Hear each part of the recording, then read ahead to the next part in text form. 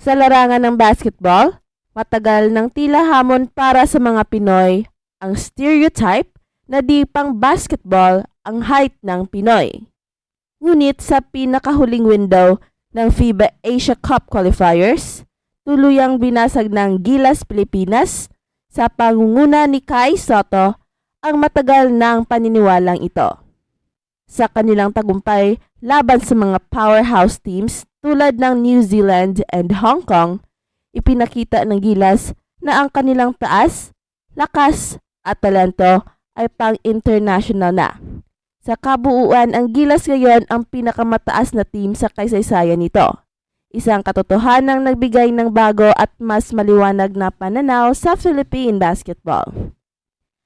Ang 7'3" na si Kai Sotto ay tunay na naging simbolo ng pagbabago sa larangan ng basketball para sa Pilipinas.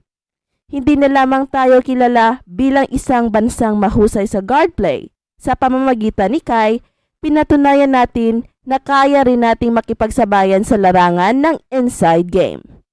Sa bawat laro, ang presensya ni Kai ay ramdam mula simula hanggang dulo. Hindi lamang ang kanyang taas ang kanyang naging sandata, kundi pati ang kanyang basketball IQ, footwork, at kakayahang mag-adjust sa iba't ibang sitwasyon sa court.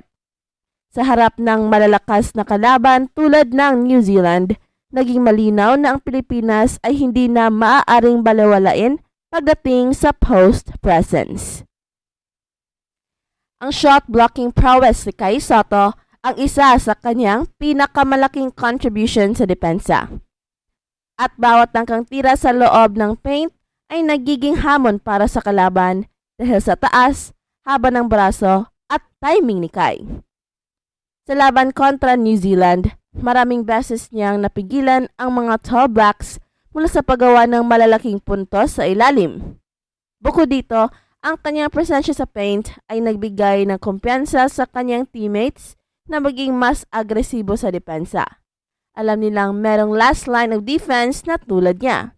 Hindi lang ito tungkol sa mga blocks, kundi pati sa mga altered shots na naging malaking dahilan ng tagumpay ng Gilas.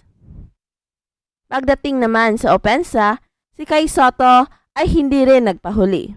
Ang kanyang alley-oop dunks, turned-around jumpers, at kahangahangang positioning ay naging susi sa pagpapahirap sa depensa ng New Zealand. Hindi nag-atubili si Kai na ipakita ang kanyang offensive arsenal na nagbigay ng dagdag na dimension sa laro ng Gilas. Sa bawat puntos na ginawa niya, ipinakita niya na hindi na lamang nakadepende ang Pilipinas sa labas na tira, kundi meron na rin silang maasahan sa ilalim ng basket. Ang ganitong versatility ay nagpahirap sa Tall Blacks na mag-adjust, dahilan upang maipanalo ang laban sa score na 93-89. Ang panalo laban sa New Zealand ay hindi lamang tagumpay sa scoreboard, kundi isang pahayag sa buong Asia-Pacific region na ang Gilas Pilipinas ay umaangat na. Ang kumpiyansang hatid ng laban na ito ay higit pa sa morale boost. Ito ay nagbigay daan upang makita ng bansa na posible nang makipagsabayan sa pinakamahuhusay na koponan sa region. Sa bawat tagumpay, si Kai Sotto ang nangunguna hindi lamang bilang isang manlalaro, kundi bilang isang simbolo ng pagbabago at pag-asa para sa hinaharap ng Philippine basketball. Ang kasulukuyang Gilas Pilipinas ay hindi lamang mataas sa talento. Literal na mataas din sila sa pisikal na aspeto. Kalahati ng roster ay 6'7" or mas mataas pa, na nagbigay ng matibay na presensya sa loob ng paint. At ang kanilang size advantage ay hindi lamang nakaka-intimidate sa kalaban, kundi nagdulot din ng mas maraming rebounds and block opportunities. Sa dalawang laro sa FIBA window, ang Gilas ay nag-out-rebound sa New Zealand and Hong Kong, 57-34 and 44-31.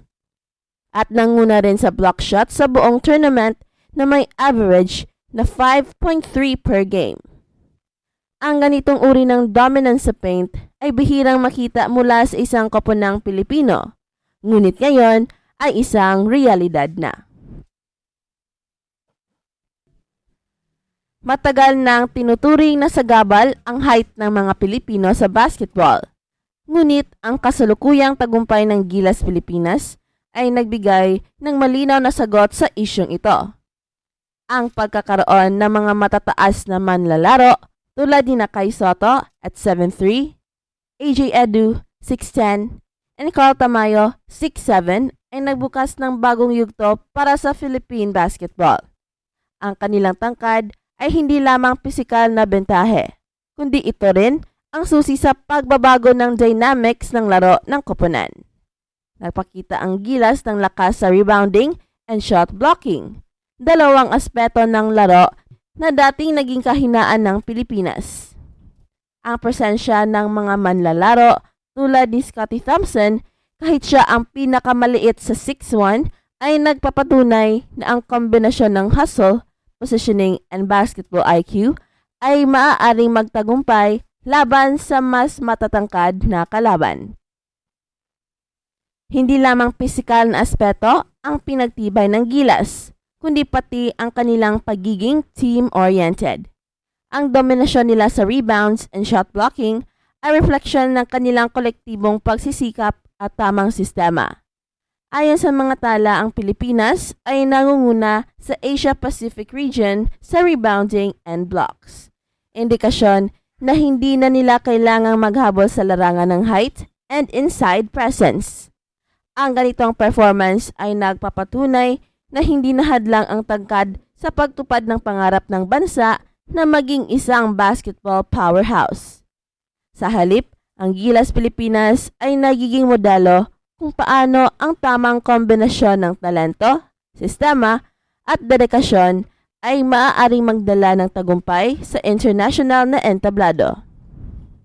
Bukod sa kasalukuyang roster, ang kinabukasan ng Gilas Pilipinas ay mas mukhang maliwanag kaysa dati. Ang batang core na binubuo ni Kai Soto, AJ Edu, Carl Tamayo, Dwight Ramos, Mason Amos, and Kevin Kembao ay magbibigay ng solidong pundasyon para sa mga susunod na dekada. Si Ramos na pinakamatanda sa kanila ay 26 years old pa lamang, habang sina Amos and Kembao ay parehong nasa maagang yugto ng kanilang karera.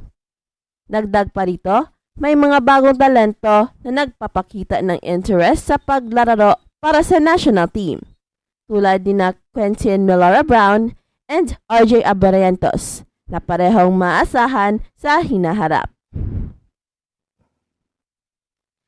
Ang tagumpay ng Gilas sa FIBA Asia Cup qualifiers ay isang tagumpay hindi lamang para sa koponan, kundi para sa buong Pilipinas. Pinatunayan nila na ang mga Pilipino ay kaya nang makipagsabayan sa pinakamahuhusay sa Asia and Oceania. Ang bawat panalo ay nagbibigay ng inspirasyon sa bagong henerasyon ng mga manlalaro at ang bawat laro ay isang hakbang papalapit sa mas mataas na posisyon sa pandaigdigang basketball rankings.